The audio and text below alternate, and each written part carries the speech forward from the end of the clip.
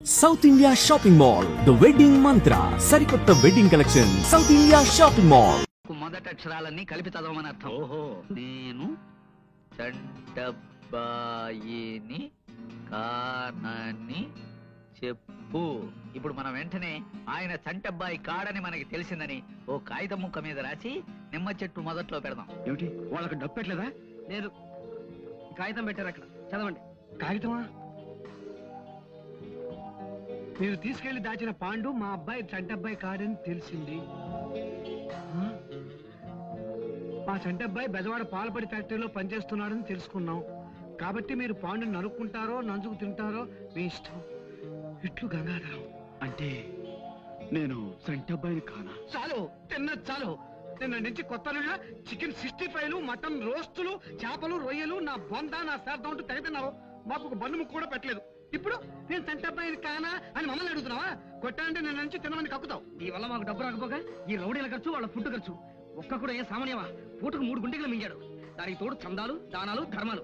కక్కవాయి మొత్తం మేము ఖర్చు చేసిన 25,000 కక్కు. Cool down. ఇంతవరకు నేను వేసిన ప్లాన్ ఏది ఫెయిల్ కాలేదు. దీన్ని కూడా ఫెయిల్ అవనివ్వను. మీకే కాదు, డబ్బు నాకు అవసరమే. మన 15 లక్షలు మనకు రావాలంటే మనం వెంటనే ఓ పని చేయాలి. ఎవరింటికో తీసుకొచ్చావేంటి? ఏమయ్యా, నేను నీ ఫుల్ కనిపిస్తావా? నేను మీతో ఏం చెప్పాను? ప్రతిరోజు సాయంత్రం 6 గంటల కల్లా గంగాధరం గారు పేకాడడానికి ఇంటికి వస్తారు. ఆ సమయంలో ఇక్కడ ఈ ఇంటి గలైనా గంగాధరం గారు తప్ప మరెవ్వరూ ఉండరు. అప్పుడు మనం ఆ ముసలోళ్ళ ఇద్దరి మీద పడి గంగాధరం గారిని కిడ్నాప్ చేస్తే వాళ్ళ అమ్మాయి దగ్గర నుంచి 15 లక్షలు రాబట్టొచ్చు అని చెప్పానా లేదా? చెప్పావనుకో, కానీ మాకు ఇంటి పొజిషన్ చూస్తే డౌట్ గా. ఇంకేం మాట్లాడకండి.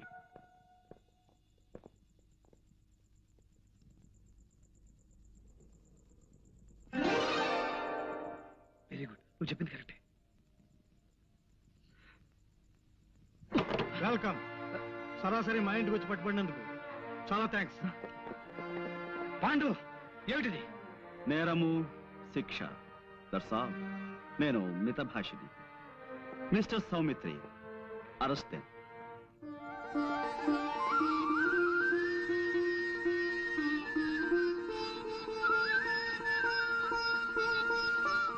నాన్న, అన్నయ్య, మీ చంటబ్బాయి. బాబు, నాన్న, బాబు, నాన్న.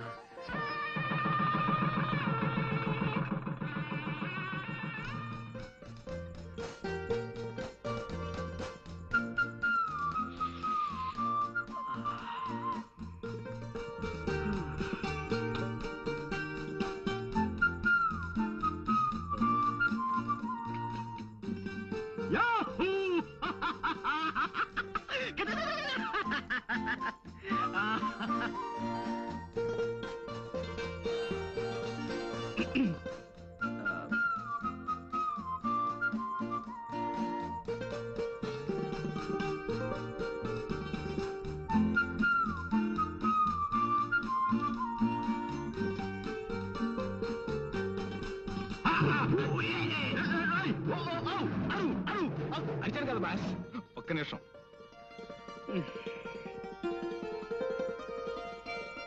నా బంధు భాష మనిషిని, పిల్లకి తండ్రిని. నేను ఇక్కడ ఉండగా నాకు తెలియని భాషలో మా అమ్మతో మాట్లాడడానికి వీల్లేదు. నువ్వు ఉండు నాన్న. పాండు గారు, ఆ హత్య చేసిందెవరో తెలిసిందా? నేను వజ్రాలు కాజేసానని నా అసిస్టెంట్ కి మహా చెడ్డ అనుమానంగా ఉందయ్యా జేమ్స్. అదన్నమాట. లేనిపోనిది చెయ్యక ఏదో ఒక మర్డర్ చేస్తే ఎన్ని కష్టాలు వచ్చాయిరా నాయనా. ఏదో మావాడు ఆఫ్రికా నుంచి డైమండ్స్ తెచ్చానని నాతో చెప్పుకున్నాడు. ఎలాగైనా అవి కాజేసి అమ్మేసుకుని ఏ అమెరికానో పారిపోదామని ప్లాన్ వేశాను. మర్యాదగా అడిగితే ఇవ్వలేదని ఓసారి కాల్చాను. అంతే, అర్ధాయుష్య వెధవ హరీమన్నాడు. అదనమాట. ఇన్ని గొడవలు వస్తాయనుకోలేదయ్యా అసలు. మూర్తి గారు, మీరు ఊరికే కంగారు పడకండి. కంగారు పడకని ఇంకేం చేయమన్నావయ్యా? టెన్షన్ పెరిగి జ్వరం వచ్చేసింది. నా నుదురు చూడు ఎంత వేడిగా కాలిపోతుందో. ఇదిగో దీని మీద నేతికిని కరగబెట్టుకోవచ్చు. అదన్నమాట. అవతల మా పాండు అసాధ్యుడయ్యా. అరచేతికి కూడా తెలియకుండా 5 వేళ్లు కోసేయగలడు. ఏమైనా ఇవిగో వజ్రాలు, వీటిని ఎవరికైనా ఏ ధరకైనా అమ్మేసి నాకు డబ్బిప్పించే ఏర్పాటు చేయి. నీ ఇష్టం వచ్చినంత కమిషన్ తీసుకో. అదన్నమాట. పండు ఏమోనయ్యా? వాళ్ళకి మైలిలా తెలుస్తుందండి, ఇంపాసిబుల్. ఏమోనాయనా? మీరేం మాట్లాడకండి. ఎవరు? పోస్ట్. సౌమిత్రే, అవిగో డైమండ్స్, అడుగో దొంగ. అరెస్ట్ చేయండి. Thank you very much. Thank you very much. Congratulations Guruji. Congratulations. Boss arrest అయ్యి మీరు ఆయన స్థానంలో ఎండి అయిన శుభ సందర్భంగా అందుకోండి మా శుభాకాంక్షలు. 1 minute.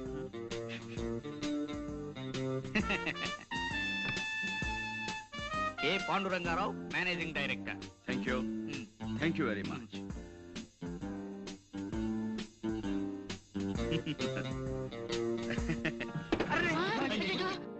No no no no. మనం ఒకవేళ కింద పడిపోయినా మన జాగ్రత్తలో మనం ఎలా ఉండాలో మీకు చేసి చూపిద్దామని కావాలనే పడిపోయాను. ఇదేమిటండి అపశకునం? No no no no. ఇలా అపశకునాలని అశుభాలని అమ్మమ్మ కవులు చెప్పడం నాకు నచ్చవు. పనే దైవంగా భావించే మనిషిని నేను. మీరు అందరూ వెళ్ళి మీ పనులు జాగ్రత్తగా చూసుకోండి. గణపతి, గురూజీ, ఈ కుర్చీ వెంటనే రిపేర్ చేయించు. ఇప్పుడు కాదు, క్యాలెండర్ చూసి వర్జ్యం అది లేకుండా పని మొదలు పెట్టించు. అలాగే గురూజీ. ప్రస్తుతానికి స్టూల్ తీసుకురానా? అక్కర్లేదు, ఈ టేబుల్ వాడుకుంటాను. వెళ్ళు. అమ్మా,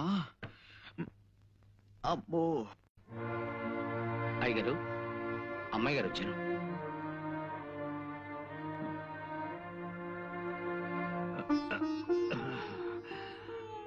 కూర్చోమ్మా. నేను మళ్ళీ మామూలు మనిషిని అవుతానన్న నమ్మకం రాను రాను సన్నగిలిపోతుందమ్మా. ఊరుకోండి నాన్న, 4 రోజుల్లో మళ్ళీ మీ నవ్వుతూ తిరగలరని డాక్టర్ గారు చెప్పారు కదా. మీ డాక్టర్లు అలాగే చెప్తారమ్మా. నా పరిస్థితి నాకు తెలుస్తుంది కదా.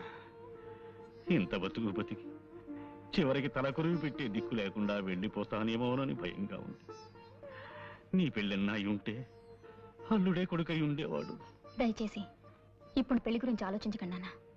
లేదమ్మా, ఆలోచించటం లేదు. ఇప్పుడు నా ఆలోచన అంతా ఆ చంటబ్బాయిని గురించి. చంటబ్బాయా? అతనెవరు? మీ అన్నయ్య. అతను ఎక్కడున్నా ఇక్కడికి రప్పించాలి. అతనే నా చితికి నిప్పంటించాలని నాకు అనిపిస్తోందమ్మా. అన్నయ్య అంటున్నానా? ఏమిటి మీరు మాట్లాడేది?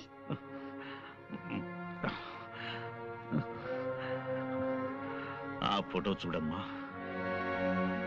ఎవరిది? మీ అన్నయ్య తల్లిది. ఏమిటో వివరంగా చెప్పండి నాన్న.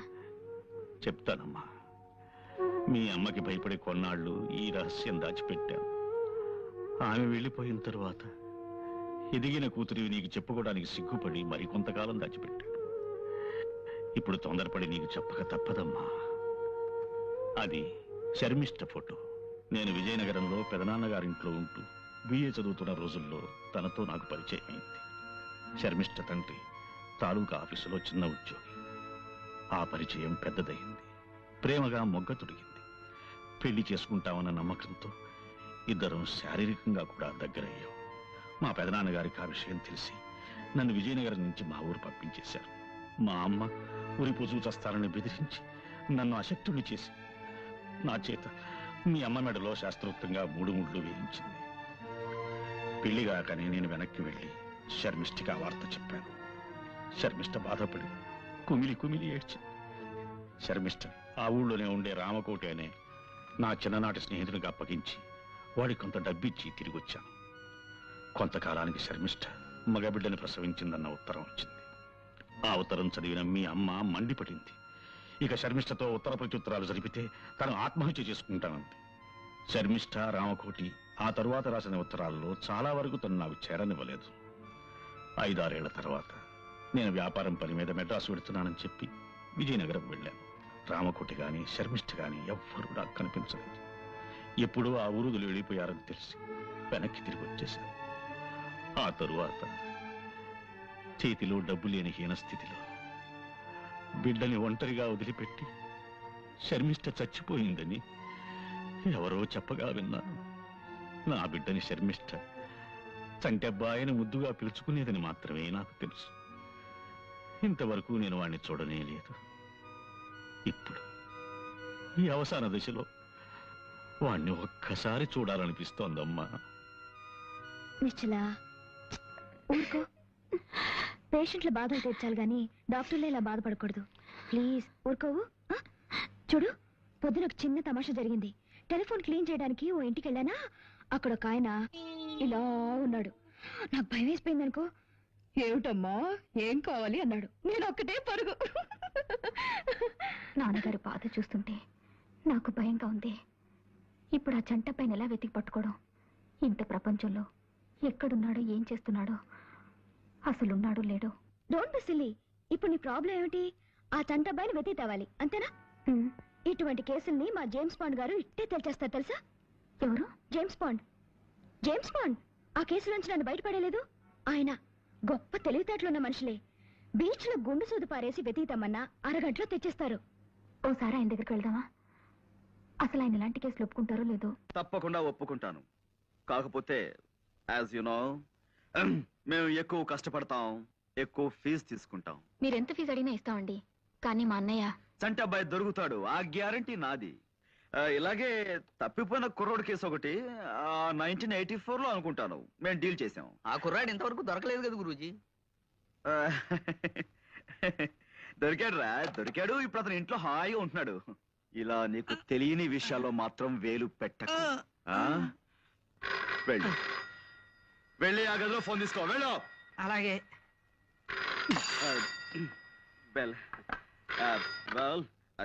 చంటబ్బాయి పిన్ని గారు ఒక ఆవిడ దుబాయ్లో ఉన్నారట. ఆవిడ అడ్రస్ కూడా వీళ్ళ దగ్గర సరైంది లేదు. ఆవిడ పేరేమన్నారు? బాల. బాల. బాల.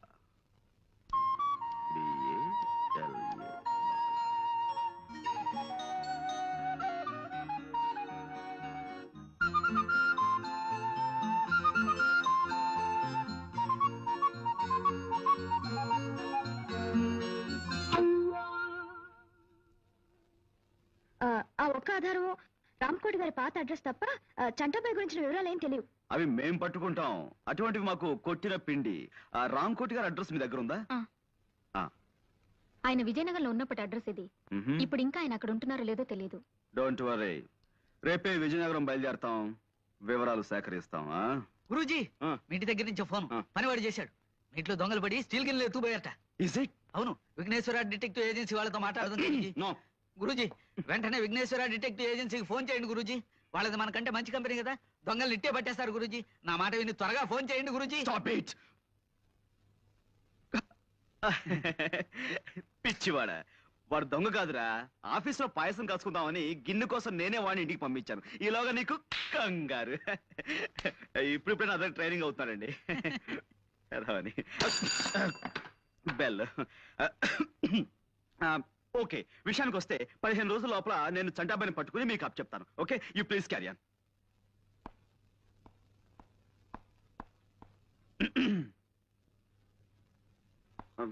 వస్తానండి. అలాగే. నాన్నగారు ఆరోగ్యం దృష్ట్యా వీలైనంత త్వరగా ఈ పని పూర్తేలా చూడండి. Sure sure. మీరు బయలుదేరండి.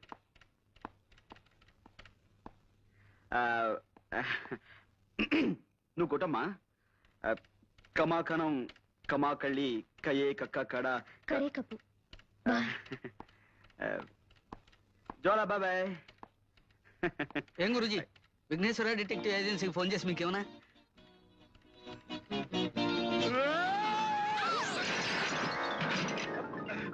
విజయనగరం వెళ్ళడానికి బస్సు ఎక్కకుండా ఈ లారీల వేటేమిటి గురూజీ? మూర్ఖ, అదేరా నీకు నాకు తేడా.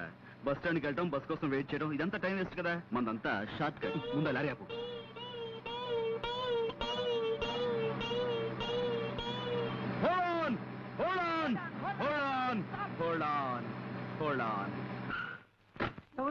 విజయనగరం ఎక్కువ ఎక్కువ త్వరగా ఎక్కువ. నేను అర్జెంట్గా ఊరికి వెళ్ళాలి. ఇప్పుడు కాదు, నన్ను వదిలేసాయి. అదంతా నాకు తెలియదు బాస్. నా డ్యూటీయే.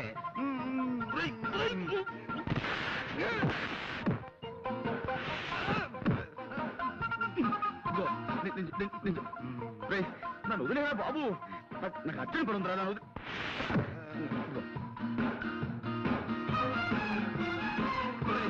నేను అజాగ్రత్తగా ఉన్నప్పుడు హెచ్చరించడానికి మీద పడమన్నాను, కానీ ఇలా అర్జెంట్ పని మీద ఉన్నప్పుడు కాదురా. నాకు చాలా అర్జెంట్ పని ఉంది, వదులు. నాకు చాలా అర్జెంట్ పని ఉంది.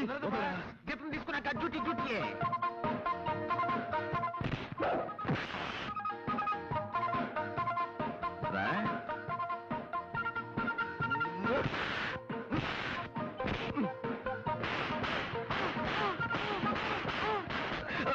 అబ్బు వదులు వదులు వదలరా నిన్నే వదులు అమ్మా వదులు వదులు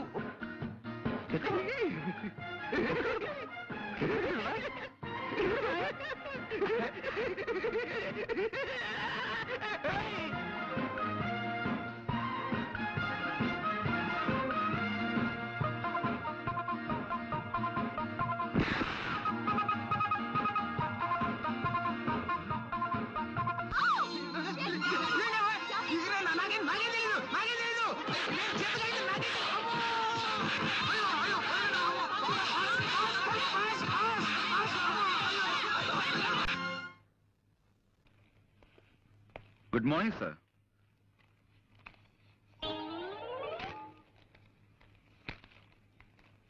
సార్ ఎవరు? అక్కడక్కడ నమస్కారం అండి. మేము వైజాగ్ నుంచి వస్తున్నామండి. గంగాధరం గారు వాళ్ళ అమ్మాయి నిశ్చల నన్ను పంపించారు. మీ అడ్రస్ వెతికి పట్టినసరికి నా తలప్రాణం తోక్కొచ్చింది. గంగాధరం గారు నాకు అన్ని విషయాలు వివరంగా చెప్పారు. రాంకోటి గారు అంటే మీరే కదండి? వినిపించలేదా? నా తండ్రి, ఆ మాట ముందే చెప్పొచ్చుగా. నేను వైజాగ్ విశాఖపట్నం నుంచి వస్తున్నాను.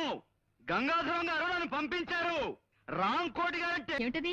బాలగారిని కలిసి వచ్చిన తర్వాత పాండుగారు అదోలా ఉండటంతో నాకు అనుమానం వచ్చి నేనే వెళ్ళి ఆవిడని కలిశాను. ఆవిడొక షాకింగ్ న్యూస్ చెప్పారు. ఏమిటి? చంటబాయ్ ఎవరో కాదు, పాండురంగారావు గారట. నేను ఒప్పుకోను. నేను చంటబాయిని కాను. బాలగారితో నేను మాట్లాడానని చెప్పాను కదా. ఆవిడే కాదు, బ్రహ్మరుద్దులు దిగొచ్చి చెప్పినా నేను ఒప్పుకోను. నన్ను నన్నుగానే ఉండనివ్వండి, పాండురంగారావుగానే ఉండనివ్వండి.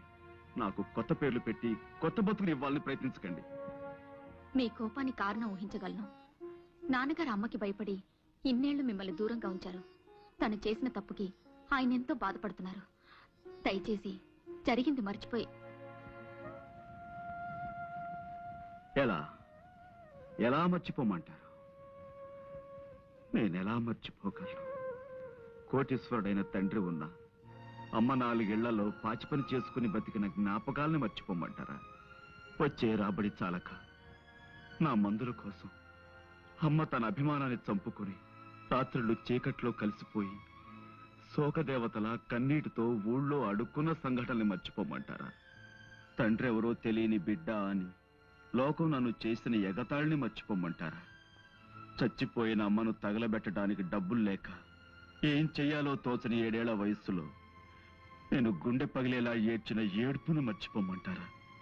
స్పృహ తప్పి పడిపోయిన నేను కళ్ళు తెరిచేసరికి అమ్మని మున్సిపాలిటీ వాళ్ళు చచ్చిన కుక్కలతో పాటు కలిపేసి తగలేశారన్న ఆ పిడుగులాంటి వార్తను మర్చిపోమంటారా?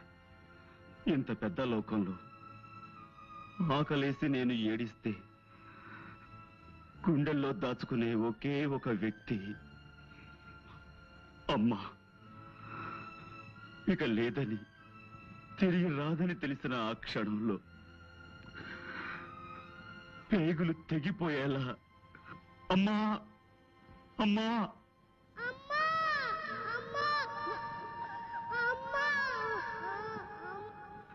ఆ ఏడుపుల్ని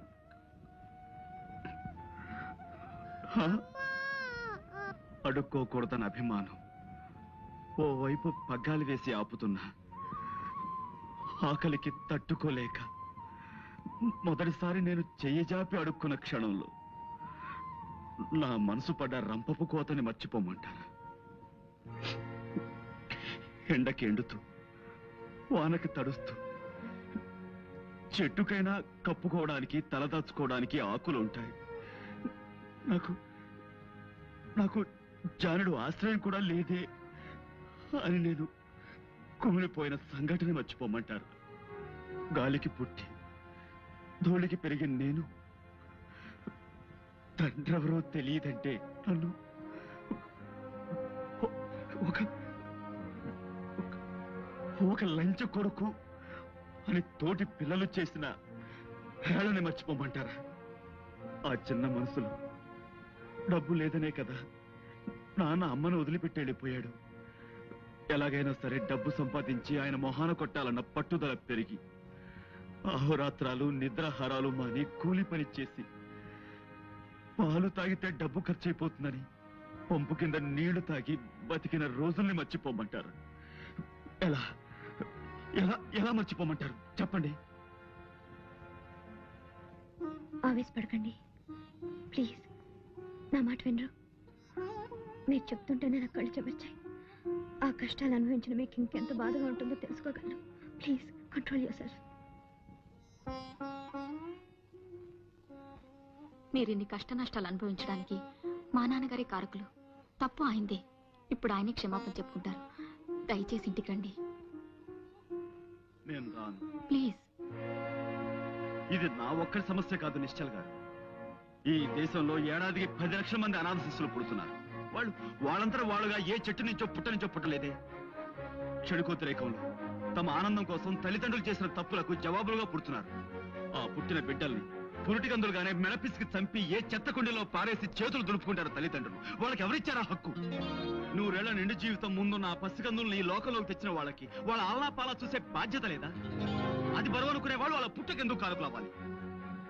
తల్లిదండ్రుల భుజాల మీదెక్కి ఆడుకునే తోటి పిల్లలను చూస్తుంటే ఆ పసికందుల గుండెలు ఎంత బాధతో మూలుగుతాయో ఊహించగలరా మీరు? లోకం మీద కసి పుడుతుంది, మనుషుల మీద కక్ష పెరుగుతుంది. ప్రేమకు నోచుకొని ఆ గుండెలు బండలుగా మారి ఆ అనాథ శిశువులు నేరస్తులుగా, దొంగలుగా, కూనీకోరులుగా మారిపోతారు. ఈ పక్కనే ఉన్న అనాథ శరణాలయం మీరు ఎప్పుడైనా చూశారా? అందులో ఎవరికి పుట్టామో, ఎందుకు బతుకుతున్నామో తెలియని ఎందరో పసికందులు ఉన్నారో మీరు ఎప్పుడైనా గమనించారా? లేదు. మీ ఉన్న వాళ్ళ కళ్ళు చాలా చిన్నవి. మీకు అవసరమైనవే మీ కళ్ళ కనిపిస్తాయి. అందుకే మీలాంటి వాళ్ళంటే నాకు చాలా.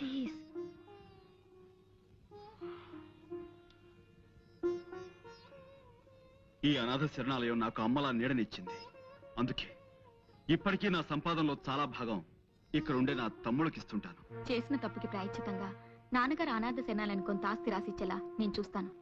కొంత కాదు, ఇప్పుడు మీ అన్నయ్యగా మీ ఇంట్లోకి అడుగు పెట్టి మీ ఆస్తికి వారసుడు కావాలన్న కోరిక నాకు అడుమాత్రం కూడా లేదు. మీ ఆస్తి మొత్తం ఈ శరణాలయంలోని అమాయకుల పేర రాస్తేనే నేను గంగాధరం గారి కొడుకును ఒప్పుకుంటాను. ఆ ఆస్తి నాలాంటి మరికొందరు అనాథల ఆకలి తీరుస్తుందన్న ఆనందంతోనైనా నాకు గతంలో జరిగిన అవమానాలను మర్చిపోగలను. అలాగే మిమ్మల్ని చూడాలని నాన్నగారు తహతాలాడిపోతున్నారు. మీరేం చేయమన్నా చేస్తారు. నేను ఇప్పుడే ఆయనతో మాట్లాడి ఒప్పిస్తాను. హలో నానా, నేనే. ఏమిటమ్మా, ఎక్కడి నుంచి? ఇక్కడే పాండురంగారావు గారి ఇంటి నుంచి. ఏమిటలా కంగారు పడుతున్నావు? ఇప్పుడే అన్నయ్యను కలిసాను నాన్న. అన్నయ్య ఎవరమ్మా? పాండురంగారావు గారు. అంటే మన పాండువా? అవును, దుబాయ్ నుంచి వచ్చిన బాలగారితో జ్వాల మాట్లాడిందట. పాండుగారే చంటబేని తెలిసింది. నిజమా? పట్టు పాండురంగారావేమని చంటపోయాడురా. పాండుయే గంగాధరం గారి అబ్బాయి. అవునరా, టెలిఫోన్ ఎక్స్చేంజ్ లో మా వాడు ఒకడు ఉన్నాడుగా. ఆ ఇంటికి వచ్చే ఫోన్ లో వాడిని వింటున్నామని చెప్పాను. ఇందాక వాడు చెప్పాడు వార్త. పైగా పాండుని నిశ్చల వాళ్ళ ఇంటికి కాసేపట్లో తీసుకెళ్తున్నట. పాండుని మనం కిడ్నాప్ చేయడం చాలా కష్టం రా. వాడు అసలు దేవంతకుడు. మనం ఇలా భయపడితే పనులు జరగవరా? నువ్వు ధైర్యంగా నా ముందు నిలబడు, నేను చక్రం తిప్పుతాను. నేను ముందు నిలబడాలా? అవును. అదేం కుదరదు. నేను వెనకాల నిలబడతాను, నువ్వే ముందు నిలబడు. సర్లే, ముందు మనం ఒక డ్రామా డ్రెస్ కంపెనీకి వెళ్ళాలి. ఎందుకు? కిడ్నాప్ చేసే వాళ్ళ సీదా సాదాగా ఉంటే ఎదుటి వాళ్ళు భయపడరా? మనం కాస్త గంభీరంగా కనపడాలంటే భయంకరమైన డ్రెస్సులు వేసుకో.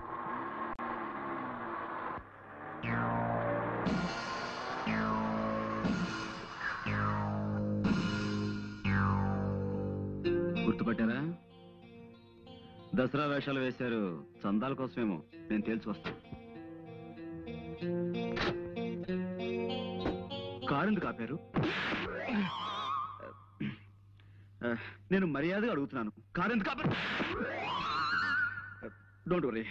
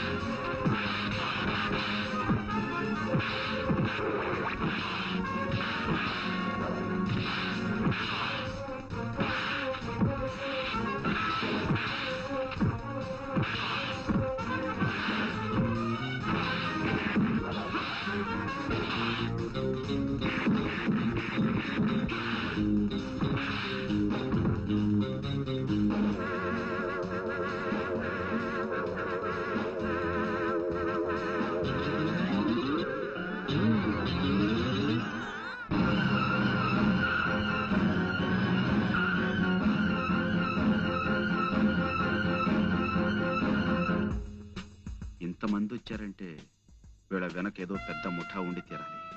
వీళ్ళతో చేయి కలిపి ఆ ఆచుకి కనిపెట్టి వీళ్ళ పని పట్టాలి. మిస్టర్, నువ్వేరా? చూడండి బ్రదర్, ఇంతమందిని తీసుకొచ్చారు. ఇంతమంది కాదు కదా, ఎంతమంది వచ్చినా సరే నేను తలుచుకుంటే వాళ్ళని చెత్త కొట్టుడు కొట్టగలను. ఆ సంగతి మీకు తెలియదేమో. ఎందుకే అనవసరంగా డబ్బు ఖర్చు పెడతారు? ఖర్చు పెట్టడానికి మేమన్నా చచ్చు వేధవలమా? నువ్వే చంటబ్బావని మాకు తెలిసింది. నిన్ను ఓ చోటుకు తీసుకెళ్లి బ్లాక్ మెయిల్ చేసి డబ్బు సంపాదించాలనే మా ప్లాన్. హాయిగా కోట్లు మా అవుతాయనుకున్నావు. నువ్వు మమ్మల్ని ఇంట్లోంచి గింటేశావు. మా కడుపులు ఎంత కాలిపోతున్నాయో నీకు తెలుసా? All right. ఇప్పుడు నన్ను ఏం చేయమంటారో చెప్పండి. మర్యాదగా మాకు లొంగిపో. ఓకే, పట్టుకోరా, కళ్ళు కట్టి. లొంగిపోయాను కదయ్యా, కళ్ళ గంతలు ఎందుకు? మేము తీసుకెళ్లే చోటు నీకు తెలియకూడదు.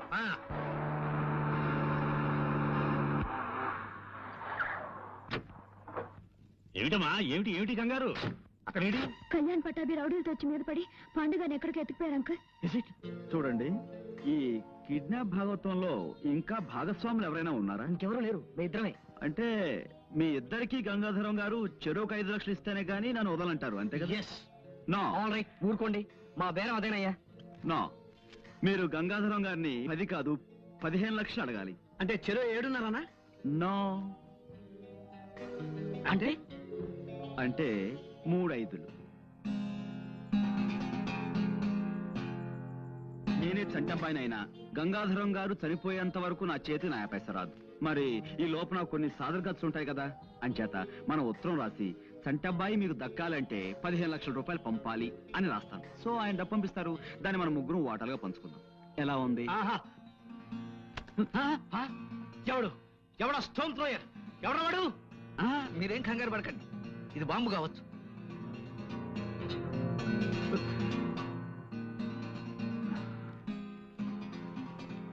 ఇదేదో ఉత్తరంలా ఉందే, మా గురూజీ రాసిందే. అలాగా, ఏ రాశాడు చదువు? నేను పాండురంగారావుని రాస్తున్నాను. మీ అందరికీ ప్రాణమైన మీ చంటబ్బాయి మీకు దక్కాలంటే వెంటనే 15 లక్షలు ఎవరైనా అబ్బాయికిచ్చి భీమిలి రోడ్డులో 20వ కిలోమీటర్ రాయి దాటాక ఉన్న నిమ్మ చెట్టు మొదట్లో దాయించి పైన కాగితాలు కప్పించమని వీళ్ళు నన్ను రాయమన్నారు. డబ్బిచ్చినట్టు నటించి వీళ్ళని మోసం చేయాలని మీరు ప్రయత్నిస్తే వీళ్ళు నా ప్రాణాలతో చెలగాటం ఆడతారు. పోలీసులకి చెప్పకుండా ఇప్పటికిప్పుడు డబ్బు పంపించండి ప్లీజ్. మీ చంటబ్బాయి. మా గురూజీ ఎప్పుడు ఇంత బేలగా రాయరే, ఏదో కోడ్ ఉండే ఉంటుంది. పైన 1 అంకె వేశారు చూసారా? అంటే ఈ ఉత్తరంలో ఉన్న ప్రతి వాక్యం